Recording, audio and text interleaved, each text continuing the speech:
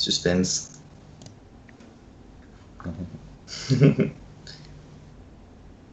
Attention.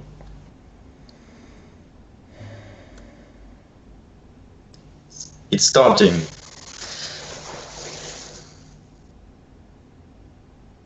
Just wait a few seconds, and I will start talking when we are live. Awesome. Hello, everybody. We are here with Archan, Nair, and Ivan. So we are here to do a very nice talk with this artist, which is a visual artist, illustrator, art director, and digital artist from New Delhi. I will let mostly my friend Ivan talk because he will tell you a short story about him and Archan. So I think the dudes will be better than me to talk about themselves. So let's start and have a very great moment. So hello everyone. So as Maxime said, I know actually Archan since pretty much 10 years or maybe even more. This is a funny story because both of us actually started pretty much at the same time almost, but we took different paths in a way that Archan has created a unique style for what he does, and has always been very productive. So he is one of the pioneers to do this kind of everyday trend that we see currently on the web. There is many people that post every day on Instagram, and Archan started to do that before it was cool. And so maybe I will just let you present yourself and tell us a bit about your past story and tell us a bit where you are now. Awesome. Hey guys, thank you so much for having me over, and really appreciate to be part of this beautiful community you guys are building, and it's an honor to be a part of such amazing creative people and just sharing beautiful creative energies. So my name is Archan Nair, and I'm based out of New Delhi, India, and I'm a digital artist, and I also say that I'm a mixed media illustrator, where basically I experiment with a lot of different traditional tools and mix them with digital tools and technology. And I've been doing this for about 10 years now. I started back in 2006, and I just love creating, and it's just been a super interesting journey. All these 10 years of learning and experiencing, and collaborating with like different people, and just growing and evolving, and being curious with what life is, and what the creative journey is, for not just for me but for like everyone around, and other artists and stuff. And just I find it like really fascinating to be able to like feed off like other energies, whether it's like musicians or other visual artists, or like traditional painters, or even architects and stuff. So yeah, I mean, so I absolutely love creating, and it's just something which drives me every day. I'm very passionate about the process of self-discovery, and it's great to be with you guys, man. Really appreciate it. Awesome. So I wanted to start this talk because we have a few topics to approach. Okay, so maybe I can give a little spoiler for the people hearing us. So in the first part, we will talk about this everyday trend and everyday process, and what inspired you to follow this route. Because today, when I talk to people about everyday, at least in 3D world, everyone is directly thinking about Beeple, because he's one of the most famous people who made this into an everyday. But I remember you that you already started to do that since even before you knew about Beeple. So I know this is a process that was always unique to you. Even myself, I know you before I knew Beeple, like a very long time ago, and you always had this process. So we will talk about this in a moment. Then we will want to talk about your style, because it's true that when we see your portfolio, First of all, as you have seen, I am since the beginning I'm scrolling his Instagram. Okay, this is only pictures made by him. Okay, he's not sharing the work of it's just his work. Okay, so as you can see, he created a lot, and I think I am not. I don't even know when I will reach the end, but I think it's very far. I don't know if you can even reach the end of your Instagram, man. It's so crazy. And it'll take you to infinity. So I think if you want to explore infinity, you can probably just keep scrolling down. And what I love with your style actually is stuff like that. So you always add very vivid colors, a lot of saturation, a lot of abstract textures. Also, often you could see like it is painted. So yeah, we will also talk about your style and how you approach it and how you developed it over the years, and what are the pros and cons to have your own style, because it can come with both. Awesome. Just after that, we will talk quickly about the technique, but we will discover that with Archan, the technique is not so important. What is the most important is his thinking, the way he sees his work, the way his work is bonded to his life. And I think this is really interesting topic to talk about with him, because I'm sure it will really inspire many artists that for the moment, most of the time are very close to the technicity itself, and they just want to impress the people with what they know in 3D or whatever. And most of the time with Archan, sometimes it's even the opposite. It's like the technique, yes, it's there, but you can see it's almost secondary, because the main purpose will be the emotion or the storytelling or the philosophy behind. So maybe we can just start by talking about these everyday productions.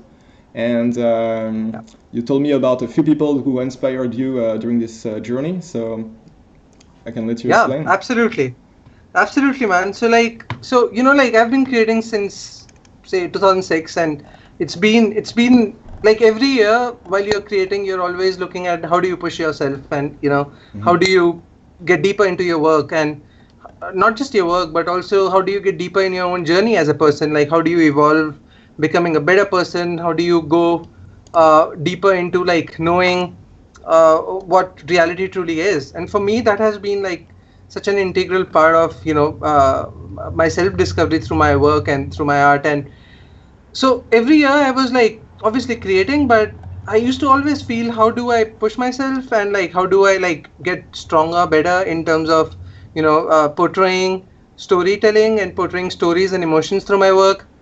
And around 2015 end, I would say 2015 like December, so I was on vacation to Thailand with my family, and we were just like hanging out, and I used to like follow this YouTube channel called Casey Neistat. He's pretty famous, and he started off daily vlogs where he was basically recording like his daily life. He was shooting like a video every day, and he was editing it at night, and he was posting it every morning. And I was following him for like about 300 days or something, for almost over a year.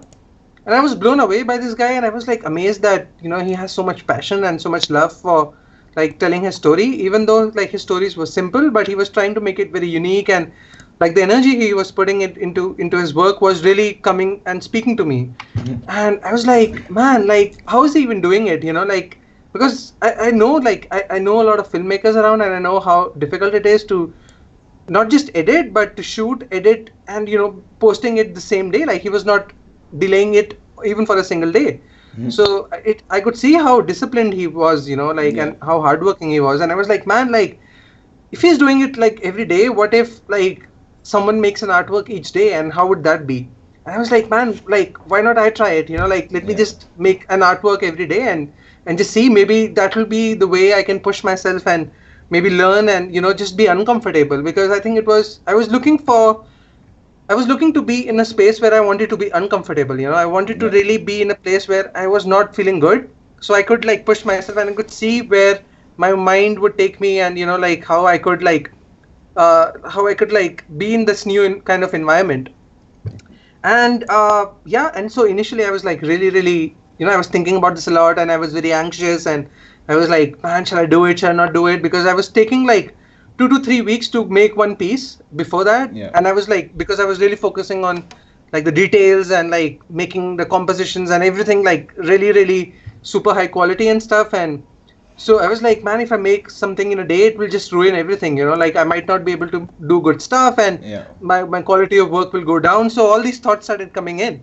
But at the same time, my heart was like, man, just do it, like, oh, you're not going to lose anything, it's just going to be a fun project and you'll learn a lot maybe. So why not just try it? Because I was getting excited about this idea of making something every day. And so, like I just went online and I just posted it like on my social media, and I was like, man, let's, hey guys, I'm just starting off this new daily art project, and I'd love everyone to be a part of, the journey. And I posted it and I went offline, and after 2 hours I come back and I see so many comments and people getting really excited about the idea and stuff. And I was like, man, now there's no looking back, like I have to do this. Like I can't go back and say, no, I am not doing this, because it's announced, it's on the social media and everyone knows it. So like, that's the goal. Let's do it now. Like, let's not think about stuff. So, and then, I started discovering like, while I started creating, I started discovering other artists who were creating daily projects as well. And obviously, like, people's work I had seen before as well, like a few times, especially his motion work. Like during these last 10 years, I saw his work on and off in between, but I did not know that he was doing it every day for 10 years, man. That was crazy. Like when I started doing this every day, and when I started seeing other artists, and when I started to know that they are really inspired by him, and then I saw his work and I was like, holy shit, this guy is doing it for 10 years. And here I am just thinking about doing it for 1 year and getting, shocked. And yeah, that's when I really, got into like discovering his work and, seeing his discipline in his work and stuff. And I also came across other young talented designers and artists who were really inspired to learn and to create every day. And it was amazing, man. Just this amazing community which all gets together and and just shares knowledge and ideas and just inspiring each other is, I think, the most beautiful way to go, because I think we are creative. We are a creative species, and if you're not here creating and sharing, then what are we here doing? Like we need to through our art, we need to like change the world, send out a positive message. And instead of like focusing on wars and like all that other bullshit, we just need to focus on the love of creating and the love of sharing and the love of being passionate about life. And I think art is like such an amazing tool. Not just visual art, but any form of art is such an amazing gift and a tool to be able to express that love. So yeah, so I mean, like my journey started from here, and I came across like other artists, and it was incredible, man. It was the most intense, the most amazing year I ever had. Like I remember, like I was very anxious in the beginning, but like a few months down the line, I became really compatible with the idea. I was enjoying the process a lot. I was learning so much from the entire process. I realized that I was procrastinating a lot. I mean, this is one thing I realized, that because like before, even though I was creating a lot before as well, I used to spend a lot of time making excuses not to create. Like I was spending time researching, or was watching movies, or I mean, all that is good, but I was like, I'm not feeling inspired, or I'm not in the mood today to create, and I was just making excuses, man. And I realized that while doing every day, because I realized that there's nothing such as inspiration. Like that's crap. Like it's an excuse. Like I mean, it could, because there's inspiration all the time, everywhere. Like, how can you not be inspired? It's just that you need to just kick your butt, kick your ass, and you need to just create. You just need to have the drive inside you, and you need to kick out the laziness and just sit on your sketchbook or your take your tools and just create. So this is what this. I mean, so for me, this entire journey of creating in a year really made me recognize how passionate I was for creating. And my self-doubts of, like, how am I going to, like, push myself and stuff really vanished. And I realized that I loved creating before, but I realized how much I truly love creating. And, that was beautiful, man. Like, I noticed that change. And that realization really helped me grow in my confidence, and, and just be fearless in a lot of ways. And I'm just blessed, man, that I had so much support from everyone who was following my work, and from my family and like my friends and everyone. They were also supportive, and it's been incredible. Yeah. I have a short and a cool question related to your style and probably your way of thinking. And I have Sure. the French monkey asking what make you want to mix many color in an image. And I think it's probably related to what you say just before. I want to say hi to the French monkey. He's awesome, and I love his work, man, and I love his energy and passion. And so I think, like the colors. I don't know. I think, like being in India, that is one thing that it's a trippy country. Like, I don't know if how many of you guys have been to India, but since I was born and brought up here, I've always been bombarded with like intense amount of information through culture, through festivals, through food, through textures. And it's a psychedelic country. Like, you come here, you don't need LSD, you don't need psychedelic and substances. You're already on a trip, because everywhere you look, it's just intense. And so, I think I think colors and textures are a part of my subconscious, and like it really excites me. And not using colors in like a very ugly way, like not in a way where they don't fuse and they don't like gel with each other. Like, I think colors need to have a dance with each other. They need to dance, and they need to sing a melody. Like they need to have some kind of a rhythm with each other. So I think it just comes naturally within me because of the constant cultural absorption I've been doing since a child. And I've been a very observing person. Like, I love observing things. I love observing people, and I love seeing things around me and nature and everything. Like, and I think I take all this information and I just keep it inside, and it just blows out when I'm just creating. It just comes out in that. It just transforms into like my work through all these layers of intensities and colors and textures. And I think my upbringing has been like a very strong part of that. And I think it translates so beautifully. And even though I mean, if you see, some of my work has a lot of monochromatic colors and like black and whites and stuff. I do that a lot because I love black and whites too, and like single tone colors and stuff. But I mean, there's something about using and using emotion through colors, man. I think it really like resonates with me in a very deep level. It just excites me, I would say, and it just comes out naturally. Like, I don't even have to think about what colors I want to use. It's just very spontaneous and very organic. Yeah, because also it's more like when you're painting, I guess. I imagine that when you had to change for the 3D, you had to rethink your way of doing it, because I know how it is. Like, I also did a few paintings, on the tablet, and you feel so much more into it than when you do 3D. Yeah. 3D, you have to take a step back. You have to think. You have to create procedural ways, or be more logical in the process. But when you're painting, sometimes you feel an energy on the moment, like it's something you could do just now, for example, not tomorrow, just today, and you feel so inspired. Every stroke has a sort of meaning by its style, and you can be very into it, like that. And so this is interesting to know that then you also moved to full 3D almost, and you try to keep your style.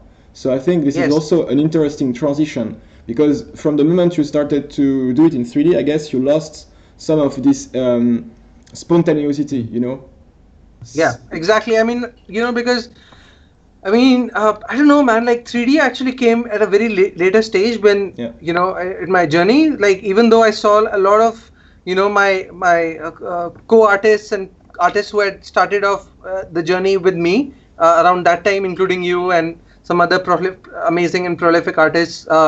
They had all transitioned to 3D a few years back, like strongly.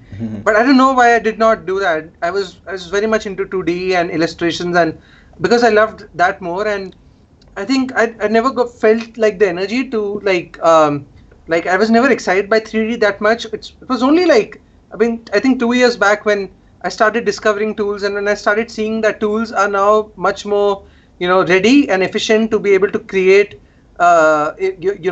things which you can visualize and things which you want to like express in like most surreal ways through tools, because like tools are now so much more advanced. And when I started learning these tools, I realized that like it was like a step back for me, because I mean, first you have to like go in a completely new dimension to be able to be able to understand how 3D works, how lighting works, shadows and planes and XYZ and everything, and of course like the interface and everything, because you're used to a certain interface and a certain style of experimentation, and then suddenly you're bombarded with something absolutely like something from another dimension, and you're like trying to learn that. So initially it was like going back to the roots and just trying to learn those tools, and I was not able to fuse 3D into like this kind of style I usually love, and it was slightly frustrating because I really wanted to see how I can take 3D and just experiment and bring it into my style.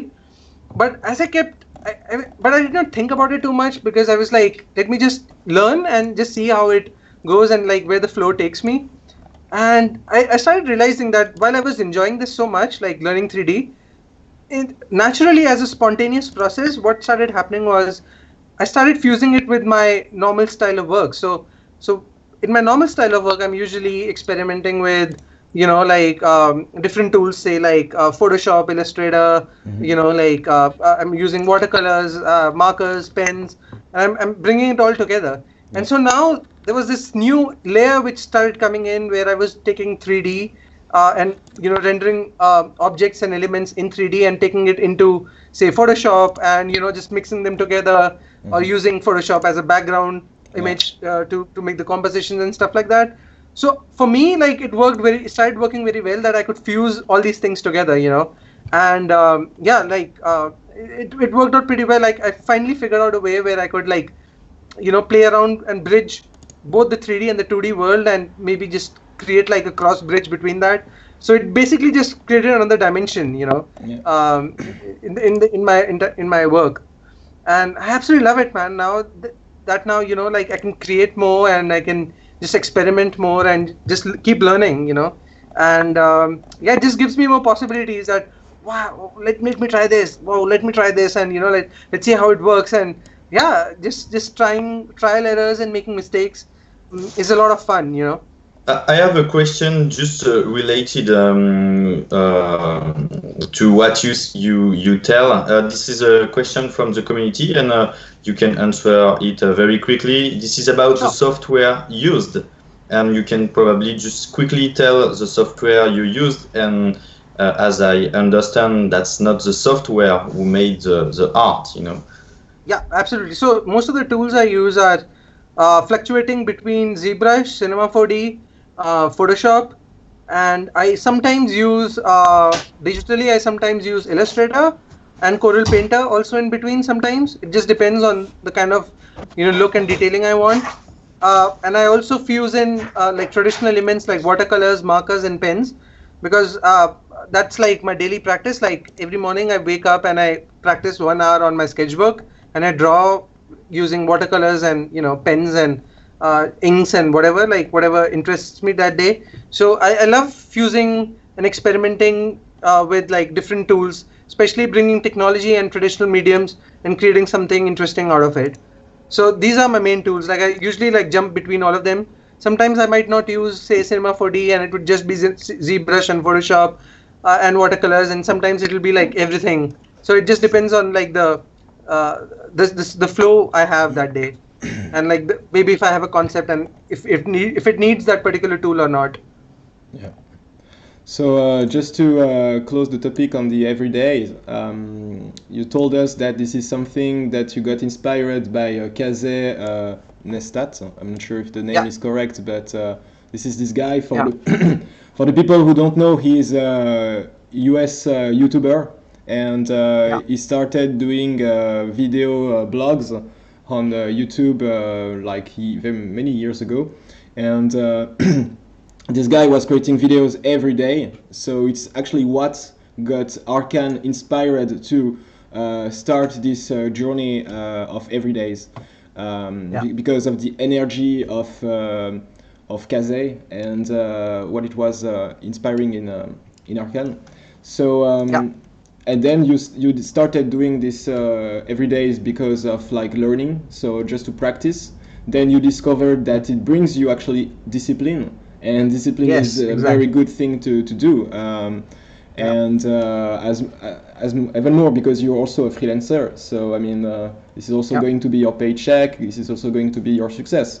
So so definitely like that. And now also you told me that you start more and more to do a bit less and less every day.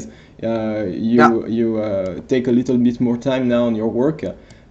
Because as you told me, this is something I wanted people to hear, is that you also have a family, okay? So you have a little son and a wife. So this is also a question that I talked before to Cassis Lib that we invited last week. He's a caricaturist. And in this kind of situation where you have already like a family, a son, a work, and you produce every day, this is, I imagine, something difficult to handle for you or for your family in a way or another. And I guess if you're still together after all this year, is that you found a good balance, and your wife is, I imagine, supportive with your work, because as you told me, like she follows you in the travels and stuff like that. So this is a very nice story that I would like people to hear about, because I think that for us as artists, we work a lot behind computers. And if we are freelancers, we actually don't go out a lot. Me now, I bring my computers and I travel. You know, now I am in Berlin, and I will continue to do that because it brings me some refresh. You know, it breaks the routine. So yeah, I would like to know a bit how you handle that, how your family handle that, and if you have some thoughts about it. Yeah, man. So like, I think, you know, like, not just this journey of like creating daily art, but being in my entire journey of, you know, being an artist, they have been my backbone. You know, like if my family wasn't here, I would not be doing even 5% of what I was doing. You know, I probably wouldn't be doing anything, because it's just because like I have their support and their love and, you know, their motivation, that I'm able to just, you know, without thinking anything, I'm just focusing on my work. And what happens with the family is that they become your support system, and they basically take care of things which you don't need to really focus on. So like my family, they take care of the other things which, you know, are because they know that I'm very passionate about my work, and they know that I absolutely love creating, and that I don't really enjoy doing anything else. I don't really enjoy going out socially. Like I'm a very family oriented person. I love being at home and just hanging out with the family and close friends and stuff. And I usually don't like partying and going out and stuff. And that's one of the reasons, because like I just feel that it's just a waste of my energy personally, and I would rather save energy and focus on my creativity and art, and, you know, just share rather than, you know, wasting time going out and stuff. So they completely understand that aspect, and they really respect that, and they feel that, you know, since they understand me that well, they're always, you know, there to support me. And it becomes like this automatic support system where they're like, man, you just do your own thing and we'll just handle the rest. And it's been like that. Like this partnership has been so incredible that I've not had to like really focus on other things in my life, and they've always been whatever I wanted to do, and however I wanted to do, they've always been like, yeah man, just do this. And it's always like taken me ahead, you know, and it's always like excited me and you know, like pushed me into doing more things, because I know that they're always there. And in terms of like the daily art project, I told them beforehand when I was starting. I discussed it with my partner, my wife, and I told her that, you know, this is what I'm thinking, and she was like, yeah, do it if you want to. And I told her that, you know, I won't be able to socialize, I won't be able to go out and meet, you know, family and friends and go to parties and all that stuff and social gatherings, and that'll all go down. I won't be able to go out watch movies because, you know, I need to create. And it's going to be like that for a year. And, you know, if she's fine adjusting with it, and she was like, absolutely, like if we have to do this, we have to do this. And yeah, I mean, they were absolutely fine with it, man. And I was blown away, because it's not easy, and I see how, you know, it can be like difficult times with the family, but they really adjusted with me, and they really adjust with my crazy temperaments. Like I'm always coming up with these crazy ideas and stuff, and they I don't know how they absolutely like fine tune with me, and it's absolutely normal. And I just wanted to do this project for a year because I felt that it becomes very monotonous. Like I think it's important to create a balance between your personal life, like your art, and your family life. It's very important to not just be heavily focused on your art, and not just be very heavily focused on like success or whatever you want to achieve. I think what's more important is to create a balance in every aspect of life. Balance is the most difficult thing to achieve. So balance in terms of your health, balance in terms of your work environment, balance in terms of your family, and everything you do. So my focus was that after I create this project, after I do 1 year, I just want to focus on longer projects. I want to take time and do work on like a project for like say a week or 3 or 4 days and stuff, because now I have the groove. Now I have this amazing groove which I developed with the 1 year, so I'm constantly creating. But now I can actually I can focus on more detailed work. I can focus on more conceptual work. I don't need to rush, and I can just like focus and see if I'm producing quality work. I want to do more quality work than rushed work, and I don't want to do projects which are just for the sake of it. Like I don't want to just create every day because it's just for the sake of it. Like if you do it for a longer time, I just feel that you just lose the authenticity, man. You just lose. There's something which is lost there. And I don't want that to happen. I mean, 1 year was exciting enough, and it was intense. I found the groove, and I found what I was looking for. Now I just want to like focus on more rich, more like long, more quality projects where I can produce a lot of depth in my work. And I think that is what I really want to focus on, like longer artworks, longer projects, take time, give it more meaning and depth and love, and also focus on my family and give them a lot of time and just spend time with them. And I think that's very important to like just balance it out and just enjoy life, man. I think that's very important to just enjoy, because it's not just creating, it's exploring, travel, talk, have amazing food, just like watch documentaries, watch cartoons, do all these things, man, because all of this is really important, like as a research, as a foundation for the kind of work you're doing. It's not that you see other artists' work and you see, oh fuck, I want to do this because it looks cool, and you want to replicate it. No, that's not the way to do. You need to basically find your own style, and you basically need to find your groove through exploring other areas of life, through music, through other forms of culture, through traveling, through conversations, through conversations like what we are doing right now.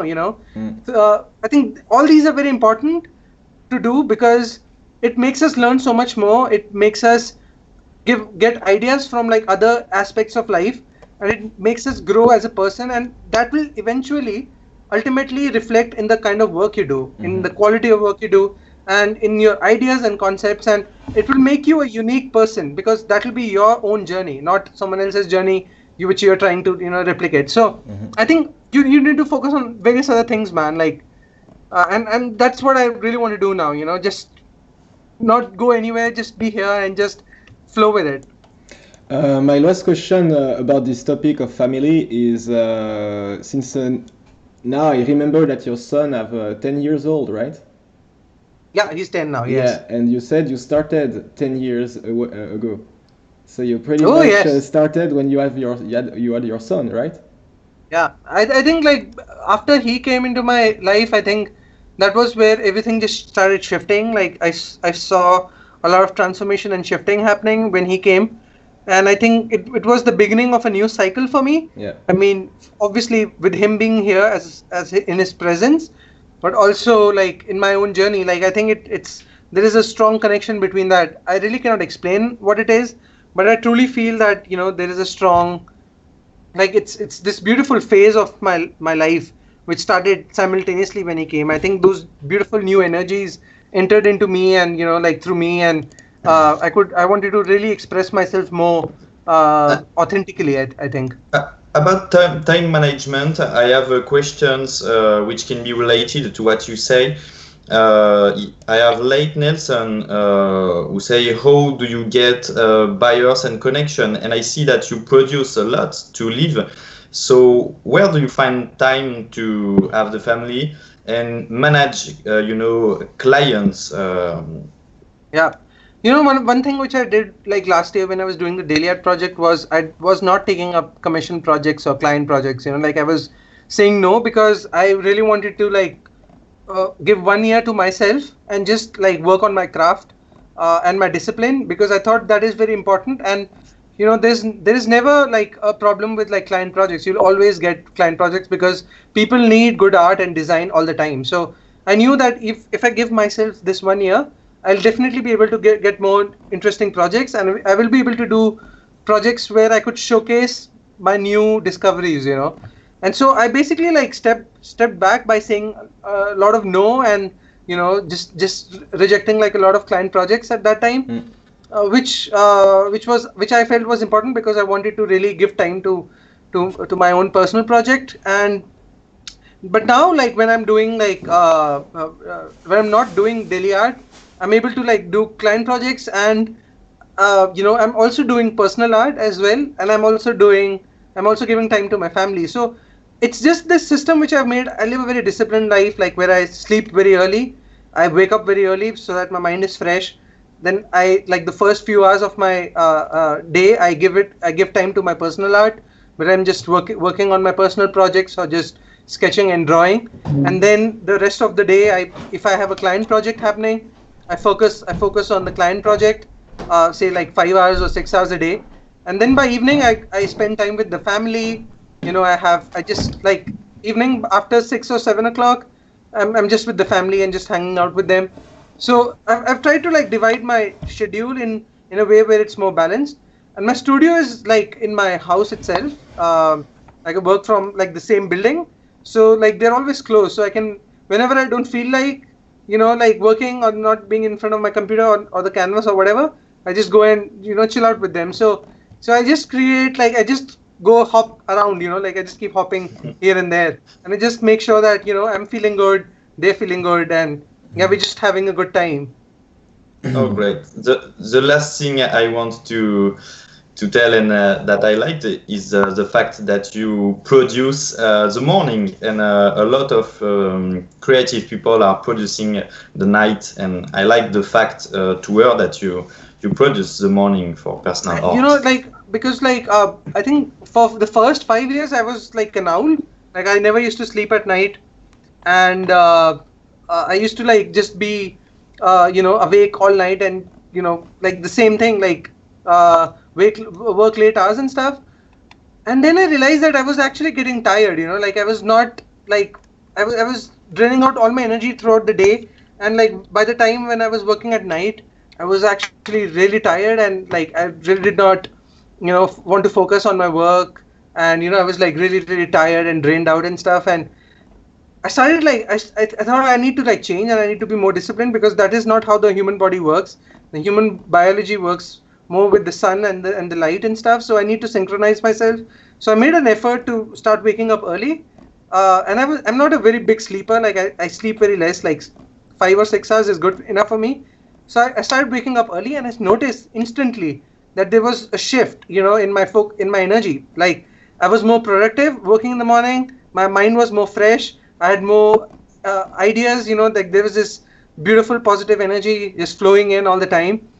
And I just felt that I think morning is the right time to create, not the night, because I have much more amazing energy in the morning. So why not utilize that and just translate into your work, rather than being up at night. But I feel that it can work for someone, and it can be like absolutely opposite for someone. It just depends on your lifestyle. For me, I really love living a very healthy lifestyle, and being very disciplined in that. And I think it really helps you in the quality of not just your own mental condition, because that's so important, and your physical condition, but also the condition of what you're creating. Because if you're stressed out, man, it's going to show in your work, and it's going to manifest as weird energies, like. And I think, yeah, it's very important to have a very fresh system inside you and around you, to be able to like create that kind of environment into your work. And I think when people see that, they can make it out, they can make out when they see your work. And I see that from the feedback I usually get, that they're able to like find that, they're able to like sense that freshness and that positivity because of the energies I put in. So I guess like early mornings help because of like your mind is like absolutely like extremely like in a high charge zone.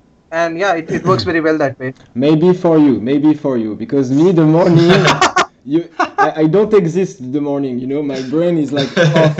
So that's why I go to sleep like in the morning. Yeah, I mean, it can be, it's like, I think it depends on like everyone, like we are all designed and we all function in a very different way. So, I mean, for me personally, this works very well. Yeah, like, I know. I mean, I've tried both the late night workings and the early mornings. And for me, the early mornings work very well. Of course, it takes a bit of time to adjust.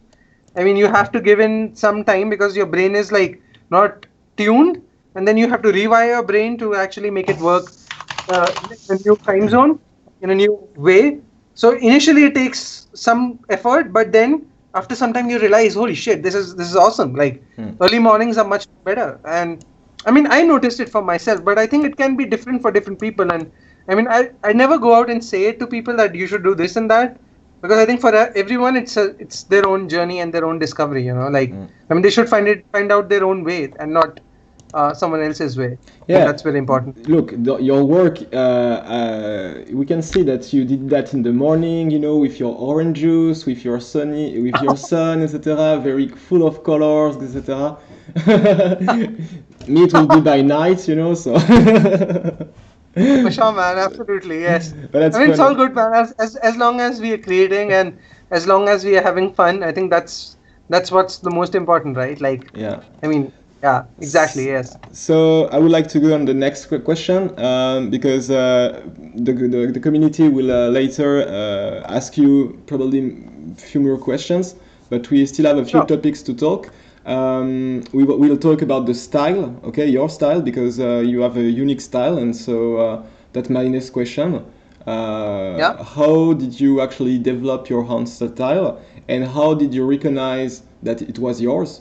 And what are the pros and cons to have your own style? Because as I said before, I guess that when you have your own style, it's excellent because you can be recognized very quickly. But at the same time, probably clients coming to you imagine that you are into this box, the box of your style, and that you cannot really go out for this or this reason. So maybe we can start with that, and after we will go on the technique and the philosophy. All right?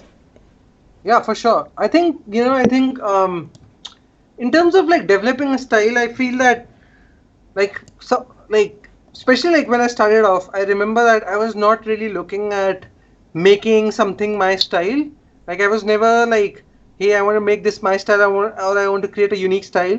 I just wanted to express myself, I just wanted to create, and I just wanted to create without thinking or without impressing anyone or without having any expectations from anything. Because for me it was just the joy of creating. I was like, man, I just want to create, and that's what I love.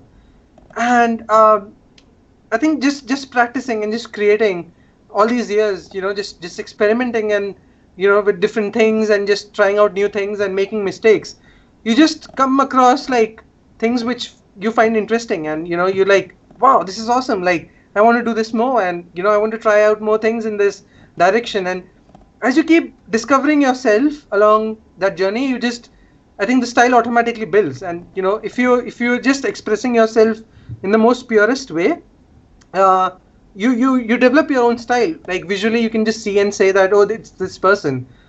And for me, like I get very bored, man. Like I get bored with doing one thing instantly. Like I always try and reinvent. I always try and do different things. Like I usually don't like doing like one thing again and again. So I'm always like, I want to do like, say, a portrait. I want to do an abstract piece. I just want to experiment with, say, noise and just like something with fractals and something with like line art and stuff. And I every day is like fresh and new. Because there's so much you can do, I just love trying out new things. And I think it's basically because I get bored very easily. And I think I've never been like, you should not be fearful about that. Like, you should not have the fear of going out of your zone and something which people like. So, I mean, I know that people usually like some of my work more than the others, but one should not be stuck with that. One should not think that, oh, because people recognize me for this kind of work and they like this more. That should not stop you from trying out new things, because if you experiment, you might come out with something which is not so great commercially, or as a popular thing, because it can be really, really weird and really experimental. But I mean, it can be really exciting and challenging for you because you learn new things. But at the same time, I mean, you should not have the fear that, oh, you're going to lose your viewership or stuff like that, because I mean, as long as you're creating from your heart, I think that's what it matters, right? Like, we are all here to be able to, we are all here to be able to express ourselves, because we love creating, man, and we love discovering, and we love learning, and that's what it is. Just so for me, that has been like really, really important since day one. Like, I've always tried to make mistakes. I've always tried to discover new things, and always tried to see what's under this and what's under that, and what if I try this and what if I try that, and just experimenting, and that experimentation just leads to new things, and it slowly evolves you in your style, in your body of work, and you can slowly see like you're progressing somewhere.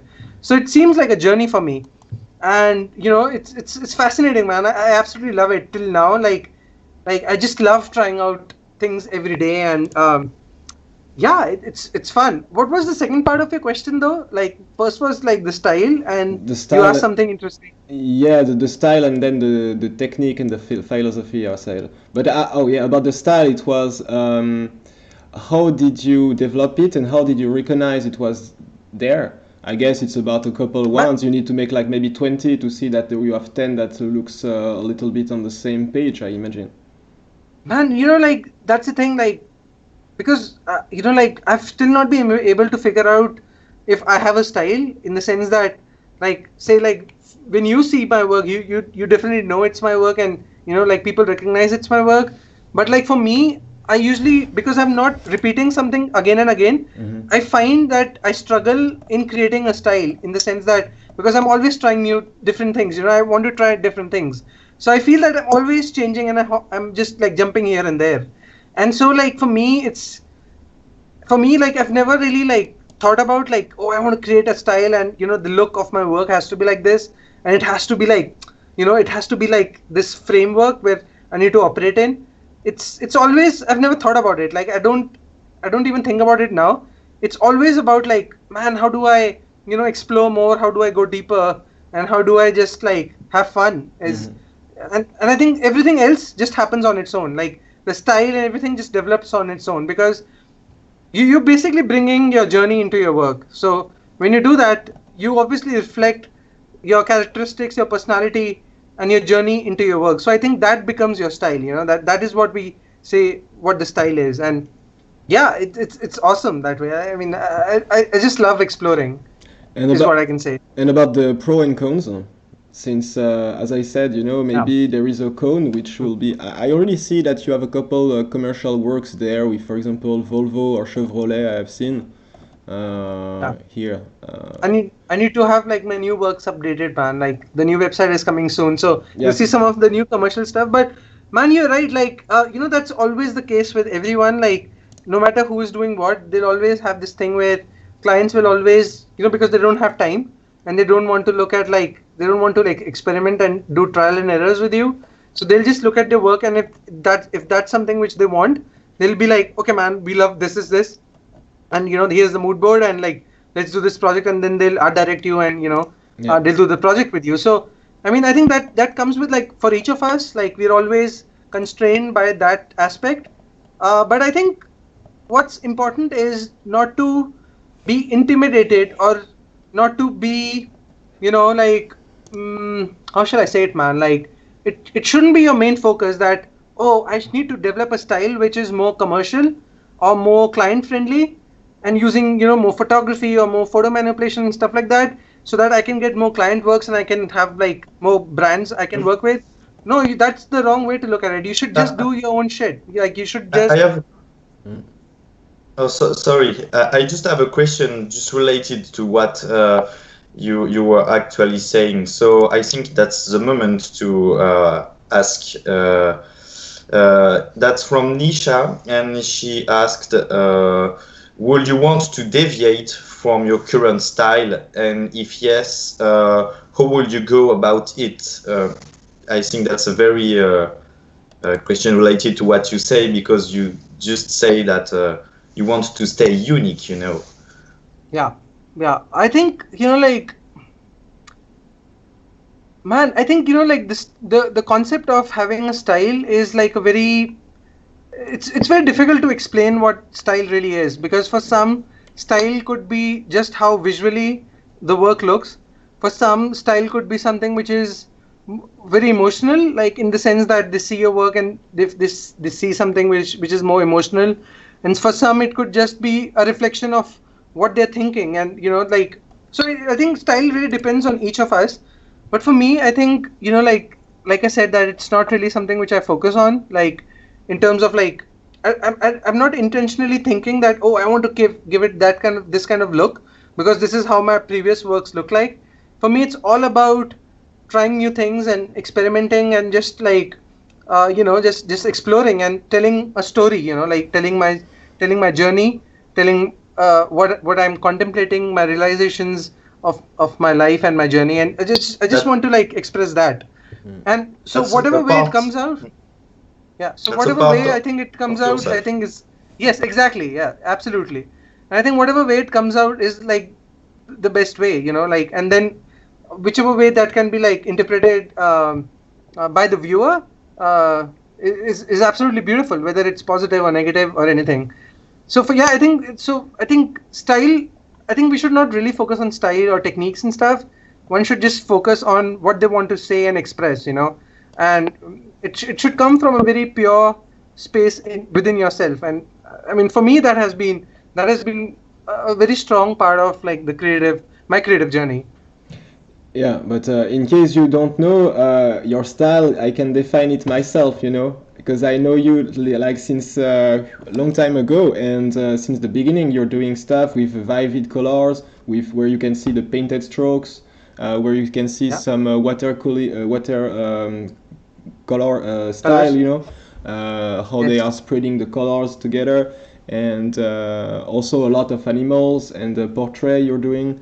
And the way you mix the colors, it looks like almost a rainbow, but this is this is way more well done. I mean, the colors are very nice.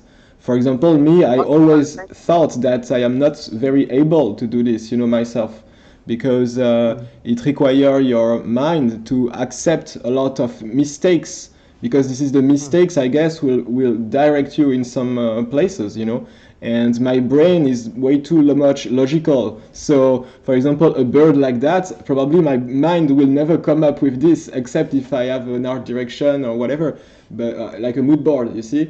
But this is not something I will spontaneously do myself, you see. So I think this is like part of your style, and obviously it's always difficult when you are into it to see it, even people told me that I have a style. I didn't really know, and so, but it's very dominant, we can really see it a lot.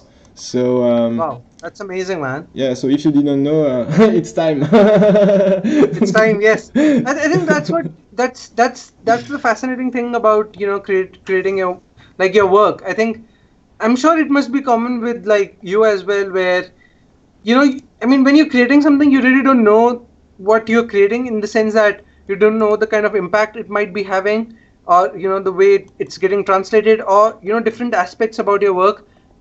It's something which you cannot figure out on your own, because you are so in the process of creating that you're actually not there. You're not looking at it from another perspective. You're basically, because you're inside your own work. So it's very difficult to look at Earth from outside, because we're inside it. So it's similar, like when you're creating, you're inside your work, you cannot see how it is from outside. And I think what your viewers and people who follow your work really do is that they give you these amazing perspectives about your work, which you really did not know about. And like that boggles my mind, man. Like that always fascinates me, like when you're talking about style, or when I'm getting questions about style and stuff, like it's amazing to learn new things about your own work, because you just don't know, you can't figure these things out when you're making them. And I love these, I love figuring these things out through other conversations. I'm trying to find your oldest works.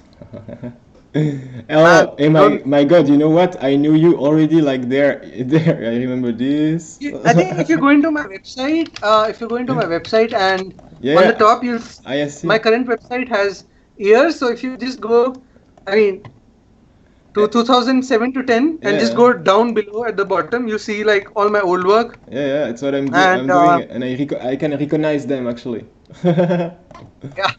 That's funny. I have works which are even older than this, which I removed from the site, obviously, because I wanted to show like the best of whatever I could. Yeah, I do the same.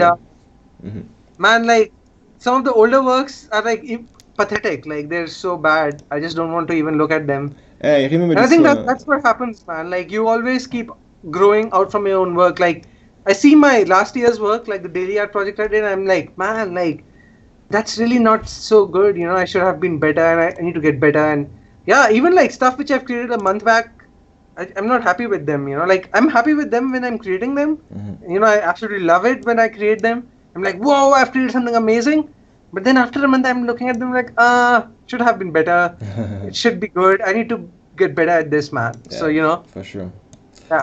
Yes. So we were talking about now we could talk a little bit about the techniques and the philosophy you have behind. As you said, we had a discussion about the storytelling, the way you see storytelling in your work, I think is very interesting. So let's first maybe start by the technique. You said you use ZBrush, Cinema 4D, Photoshop, Illustrator, and sometimes Corel Painter. So what's up with that? Do you have anything to say to the community about the techniques you use, the ones you prefer, the ones you feel the more free?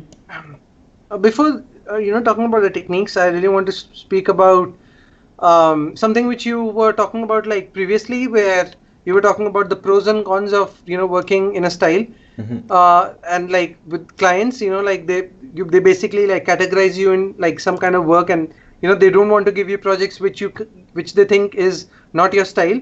And I think it is absolutely fine. I think one should only create if you're really passionate about what you do, and if you want to like say something through your work, and make an impact.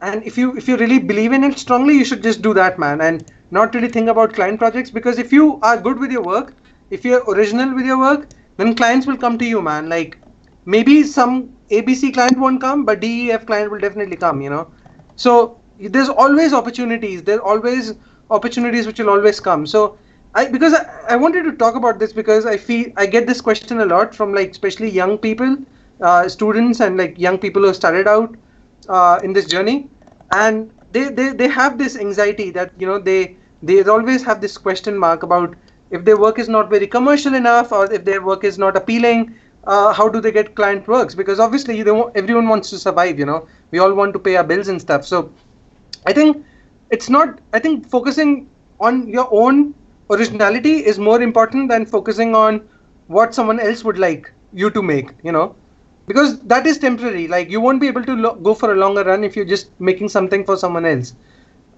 You need to make something which excites you more than something which excites others, and if something excites you, other people will automatically get excited, man. So yeah, there's always opportunity, and one should not fear about anything, man, and just do their own thing, just do your own shit. I think that's the most important. Definitely. Yeah. And in terms of techniques, so these are some of the tools I use, and like I said before, I just love like experimenting and just playing around with different things.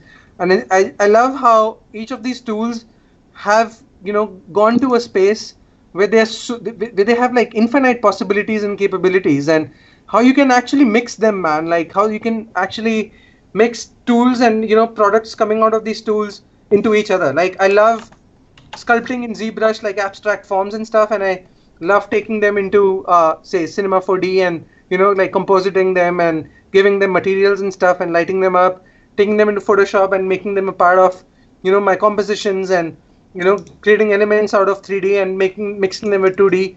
I absolutely find it fascinating that, we are in such amazing times where technology is so evolved, where we have access to so many tools, and we can use any tools we like and create anything and just mix match them and just experiment with them, And I have the question, a very cool question that I like to ask every time, and I had someone who asked that in the chat too. That Awesome. was again Lake Nelson. So who are your top inspiration about art? Man, there's so much, like there's so many people who are constantly, inspiring you and blowing your minds off every time. But like if I actually, yeah, like it's always like, because you keep meeting people who are like, from different walks of life, who are always blowing your mind away and like really influencing you in so many ways. But like if I have to think about like people, are you talking about 3 people you want me to name, or? Yeah, just to tell people, but you can mention it more. But we talk about I think Chris Kursky, typer, and Studio Ghibli. Yeah, I remember. Yeah, so like Chris Cooksey is like What's his name? the sculpturist. I will type you right now. So he's this amazing guy he's an amazing artist who basically makes insane sculptures. Like I don't know how he does it, but he's blown my mind since like a long time, and I've always been fascinated by like his work and I know his story. The way he depicts stories and tells like and like his reflections about life. And I have Tipper. He's a musician, and like he's a genius. Like I absolutely love his music. He's another guy who's always experimenting and like blowing people's minds off and blowing my mind off all the time, and very original. And and I love animes, man. Like I love watching animes and manga. I love the way they tell stories, and I love the way they depict emotional values in this storytelling. And like I love Studio Ghibli's work a lot, and a lot of animes. Like so one anime which I just finished watching was One Punch Man, which was absolutely insane as well. So yeah, I mean these are some of the things which are constantly inspiring filmmakers, sculpturists, musicians, animation studios, stuff like that. You're always like bringing such unique, different perspectives to how you can share and express yourself, and and I think they really like influence you in ways which you don't even understand. Like you're just absorbing them, you're just absorbing their content and their expressions, and it somehow just reflects back in your own work. And these are the people who really like influence me in a very deep way, and like I love their work so much. Awesome. We talked about David Tipper. Is this the musician? Yeah, Tipper, yes. Okay. David Tipper, yes. David Tipper and the amazing Studio Ghibli. I will leave all the links into the bio of the video, so people can check it. Yeah, for sure. That will be awesome. Yes. Ivan, do you have latest questions? Because we ran. There is the last thing that we wanted to talk about. With Archan, I don't want to talk a lot about the technique, okay? Because I think what Archan is exceptional at is his creativity, philosophy, and dedication, And this is really something that I want you to explain, because as we had a discussion before, you have a very interesting philosophy. Maybe I can introduce the topic a little bit more, and you complete. I think it's something which is, it has to do something with your previous question about techniques. Yeah. And I really want to say that, like, I see a lot of people talking about giving a lot of attention and focus into techniques, into tools. Oh, I want to try out this tool. oh, I want to try out, a substance designer. Oh, let's try out Houdini, and everyone's trying out Houdini, and they're going crazy, and they're like, oh, I want to I want to try Redshift because it's the new render, which is the shit. I mean, there's so much technology and there's so many developers who are doing amazing things. You'll always be attracted and intimidated by new tools all the time. But I think tools are not the answer. Tools are not the ultimate way of going about things.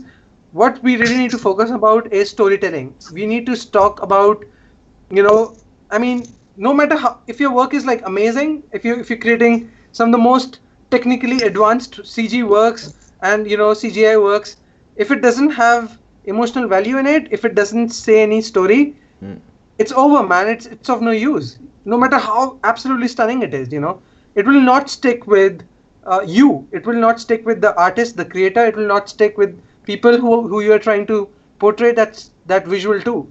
So I think what's important is to just express and say your story, whether it's your life's journey, whether it is something you are inspired by, or whether it is something which you are contemplating, in life. Whatever you want to say, just speak of a story. And when you say that, when you are expressing through your medium, through your art, in whatever way you want, even if it's the most shittiest technique, it's okay. It's absolutely fine. Just keep creating, and the more practice you do, you're bound to become good, man, with that techniques, with techniques. Because I mean, I can be like really bad with my work initially, and if I just keep practicing every day or constantly for years, I mean, anyone can be good, man, with techniques. Because once you learn the tools, once you're practicing, you'll obviously learn the tools, and once you learn the tools, you'll be able to express in a more creative way. So I think the focus should be on storytelling, and when you do that, and when you're passionate about creating,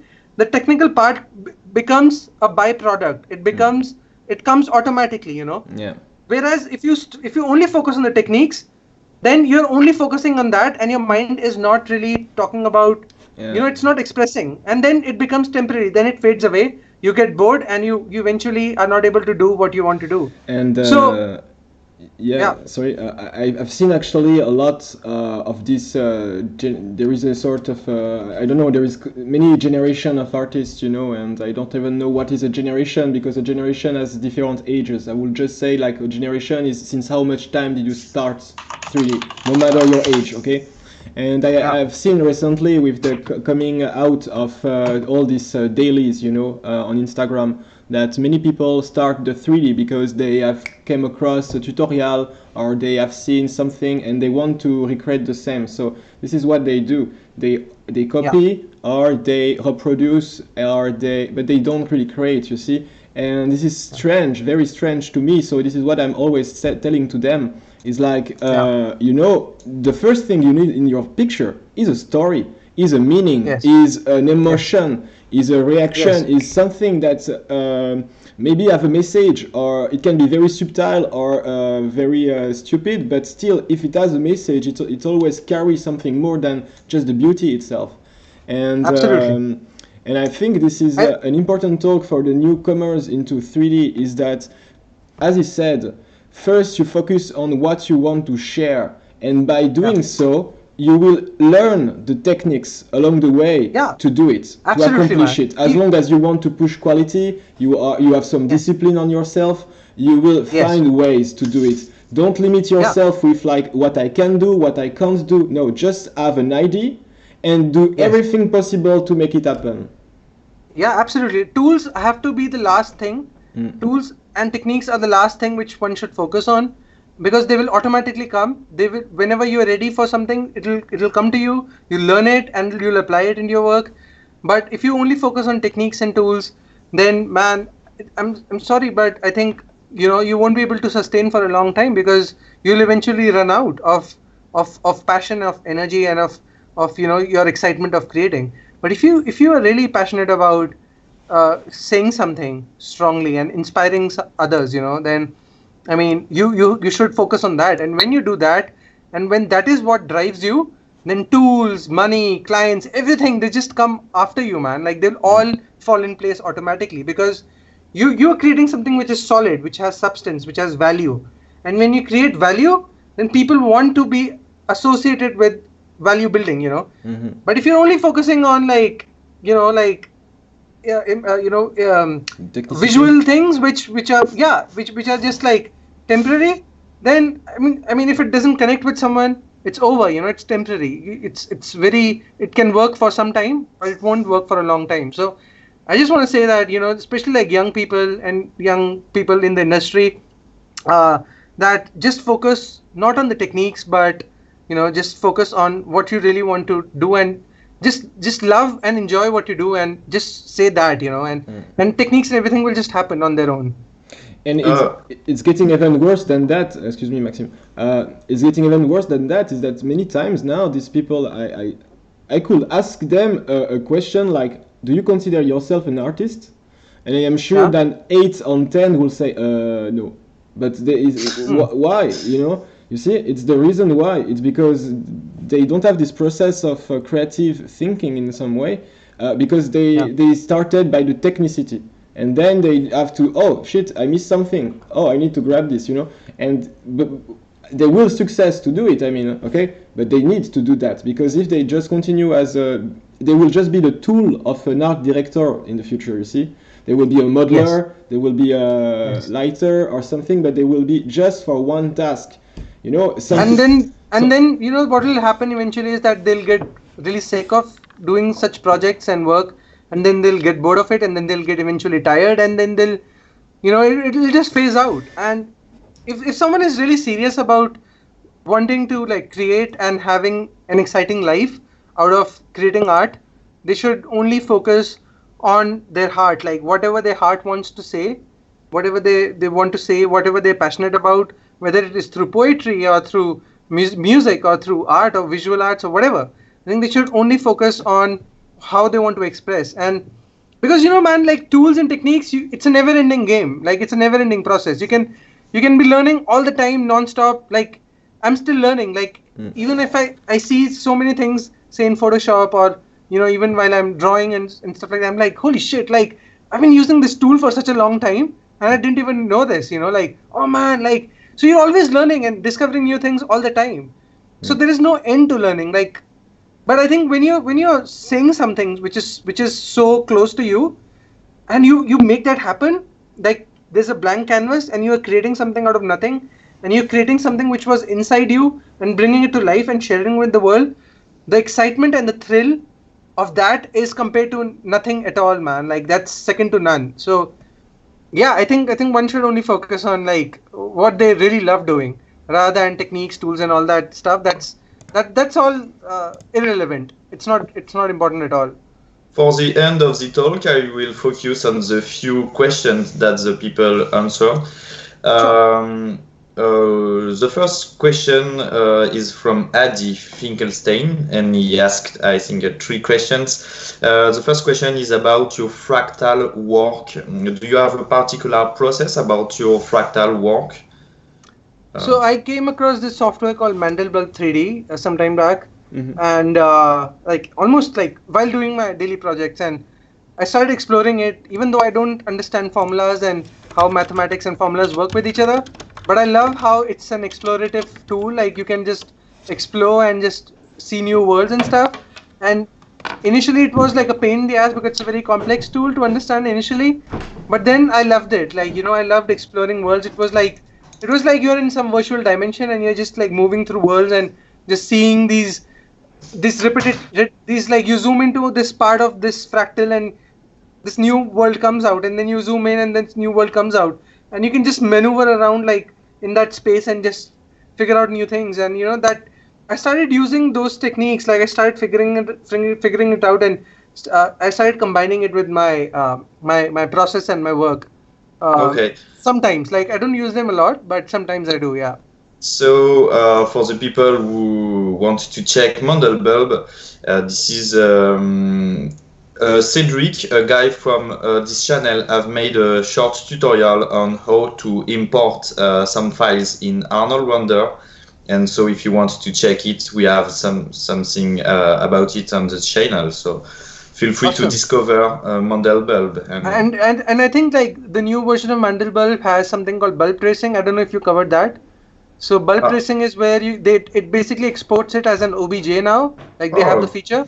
So before you basically had to like make it into like slices and then combine it in like image G and stuff like that. Yeah, and then you basically had to like take another software and recombine those slices, and it used to make this really low quality mesh, and then you import it, and it had all these unused vertices inside. But now like they have something which is the bulk tracer, which basically takes the object which you want to export, and it just creates a nice mesh out of it, and you just take it directly into ZBrush or Houdini or C4D, whatever you want to use, and create a high quality mesh out of it. So model build, you say? Yes, thank you for the tips. So for the newcomer, maybe you can cover it again, and that'll be awesome because a lot of people don't know about this. Is this the process where you have to have the slice? Yeah, the previous versions had the slice version. Yeah, I remember this version. You have to make a slice of everything of your 3D model in model build to get the thing in ZBrush. I remember. Yeah, and then you had to basically recombine it and then import it as an OBJ in another what was the software, Mesh Mixer or something, which basically was decimating everything together. MeshLab maybe, no? MeshLab or something. Yeah, MeshLab. So MeshLab is very good with like decimating unused vertices and stuff. Yeah. And then you take it into ZBrush and just clean it up. This process was just crazy, man. The slices of you had like they basically fixed it now. Yeah. They fixed it now, and you don't need that anymore. Oh, nice. And you can just so with bulk tracer you can just make your object, use the bulk tracer option, and export it as an OBJ, and just nice. use it in any other tool. Yeah, do it, man. It's amazing. I love creating abstract shit out of it. Max, just one thing. In our talk, there was one more question, and it will hurt me if we miss to ask that, because I think it was really very interesting what Archan has to say on that, and maybe I will just introduce it a little faster so we don't waste too much time on it, okay? But when we were talking yesterday about the philosophy, the storytelling, the emotions you put in your work, you said something that was very interesting, is that because I told you, honestly, I said, yeah, but in your style, sometimes I would say that you have a lot of emotion in your work, that's for sure. Lots of colors, so there is a lot of reaction to people who watch it. But on the storytelling part, I was saying to you that maybe, you're not the one who look to have the most stories in his work. Because sometimes it's just a figure, sometimes it's just a bird, or it's random elements, etc. And you said something that I really liked. You said that actually you see your story, the storytelling is actually by the globality of your work, and the story you share. So basically, I think like for each of us, we tell stories in different ways. So for some people, like one artwork can tell a complete story, and for some people it can be like multiple pieces or a series of works. For me, my work has been a reflection of my journey of contemplating who we truly are. I'm really fascinated by life, about who we are, who the fuck are we, who as humans, as these complex beings, as these complex intelligent beings on this planet. Why are things happening the way they are? I'm really fascinated by the universe, by existence, by micro and macro scales of of the universe. And I mean, I'm always trying to like contemplate and discover where are we, like why is existence like this. Like I'm really fascinated by it, and for me my art has been a journey or a tool for me to discover this, so my daily discovery, or my journey of discovering who I am and who we all are, and why are we here, and like why are things happening the way they are, is just translated into visuals every moment. Like, so if you actually see it like as a collection of works, like if you see my work as they've been progressing, you'll see my journey being reflected in that. Like my journey of my own self-discovery is basically through my work, and my work is basically a reflection of my own self-discovery. So that is how I portray my stories. Like it's not something which I'm trying to portray as a different story, but I'm just trying to reflect back on my own contemplations of what existence is, because I'm absolutely blown away by how awe-inspiring and magical life is, man. And it just fascinates me all the time. Mm-hmm. And I just want to add the last thing is one thing on the creativity. It comes from an artist who actually was an abstract artist. I don't remember his name, unfortunately. So if anyone knows, I would like to know. Okay. It's a little thing I heard in a history of art, at the school, and not much was useful in this school, but actually this is is nice. This guy actually was making abstract work, and he said that that he is not the real artist. The real artist in some way is the spectator, because he said that the artist, when he creates abstract work, it gives the tool to some people who don't have imagination to use their imagination. So it doesn't create a scenario like you do. You see, you don't create a scenario. But when you commit, sometimes yes, maybe, but most of all, no. Okay, and by putting all these shapes together, these colors together, you inspire the public to see their own vision of the work into it. So this is why also that the abstract work is working. It's because it's kicking, the creativity of the person who watch it, and then they start seeing things that you did not even mean to draw, or did not even think about, and they will see a representation of that, because it will be also their reflection of their existence, their experience in life, and their history, So so I think this is also a good thing to that is so beautiful. That is so beautiful, and like whoever said this was saying something which is so profound, because I really feel that like when there are times when like viewers see your work and they feel a very deep connection with your work, and like it sometimes brings out parts of them which is like really hidden, and sometimes they see parts of them which they really did not want to face, but maybe like an artwork or like something you create really touches them in a way which can be transformational. And I feel that like it's like a to and fro process. Like it's just not me creating or anyone, all the artists, like all of us, we creating work obviously because we love it, but I think it's also like the viewers, they give their energy, like they give their energy in terms of appreciating it or criticizing it or whatever, like it's their energy which comes back to us, and it's like a to and fro process. Like it's giving and receiving, and like it's this cycle of energy which is like a vortex which works in a beautiful way, and I think that is what makes us go ahead in a journey. I have one last question, because I find the question interesting, and some Ice Greg Slim asked, do you practice meditation, or do you use substance to create, or okay. So no, like I've never tried any psychedelic substances. I've never tried LSD or any chemical substances. Never tried mushrooms. I've never tried alcohol. I never smoked. No weed. I now don't even have non-vegetarian food. I'm mostly vegetarian or vegan, but vegetarian mostly.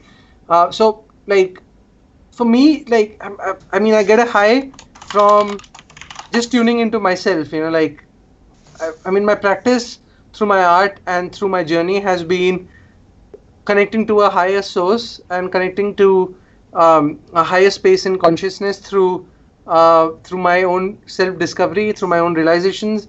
And I think we all have the access to be able to do that, because I feel that substances can take you there, but it's a very temporary phenomena. It can just take you there for some time, and you'll just come back, and probably, I mean, it doesn't become like, if it doesn't come up.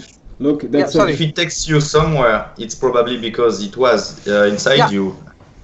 I think we all have it inside us, and I think it's just about accessing that part of you.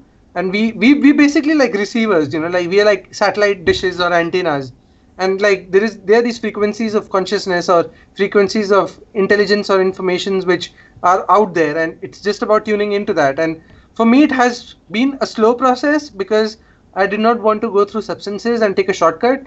So I really wanted to focus on my art being my meditation, and just living a beautiful life, connecting with nature, with other beautiful beings, and through my own self-discovery and journey of self-inquiry, I just wanted to do it the most natural way, like, even though it was a much more slower process and a more patient one, but I think I'm still on the way, and I'm still getting there, and it's absolutely amazing because I can consciously be able to tune into those frequencies, and I have visions, and even if I have visions, or even if I have such strong depth insights into different realities, it's all happening in a very natural way, and I love it. I love it unfolding in a very organic way, so yeah, it's pretty fascinating. So I've never gone into substances, and I personally don't really want to go into that direction,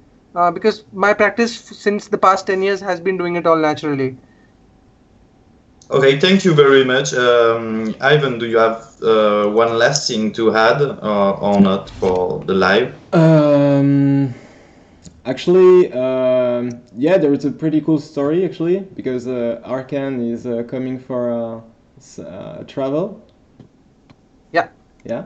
Can you talk about that? Yes. Yeah, for sure. Yeah? Yes. Okay. So he's coming by the 24th in Berlin. I am there already. Yes. And the next day is my birthday, and actually he will come here at this place, in this apartment, and we will put, I have my 2 computers with me, so he will get one Yes. with 4 GPU, and we will make a collaboration Crazy. together the next week. Yeah. Yes. So that's a very funny story. And I think we're going to celebrate your birthday by creating, man, which is the best way to do anything. Yeah, definitely. Yes, So it's gonna be awesome. We wish a really great birthday to Ivan. That's next week. And to your next baby, which I think will be an amazing creation. Awesome. Yes. Yeah. So, it's gonna be awesome. I will thank everyone who watched this video because this happened because of the community and all the people. I want to thank you, Archan, to be there and share all the things you shared with us, because I really learned a lot with you, and all the stuff you shared is really motivating. It motivates to push ourselves far and far away, and thank you for your time. Thank you again for Thank you. all Thank the you so people. much for. Thank you so much for having me, man. I really appreciate the passion and the love you guys are putting into building this community, and into sharing, knowledge and experiences. And I think that's so important right now to be able to do that. And I just want to say one more last thing is that people should just follow their own journey and not look at others' journey. They should just follow what they really want to do and what their heart says, because nothing is wrong, and everything is absolutely perfect the way it is, and everything is absolutely fine. If they feel something they want to do, they should just do it and not see how others are doing it, because that will take them, because everyone's journey is going to be unique, and it's going to be so full of awesomeness they're going to discover. So if they just come into their own journey and just discover their own path, they're going to have an amazing time. And I just want everyone to just do their own thing, so yeah, I think that's what I want to say, closing this off. Thanks again. Awesome. Thank you so much, guys. Really Awesome. Appreciate it. Thank you, Ivan. Bye-bye, Awesome. guys. Bye. Bye-bye. See you.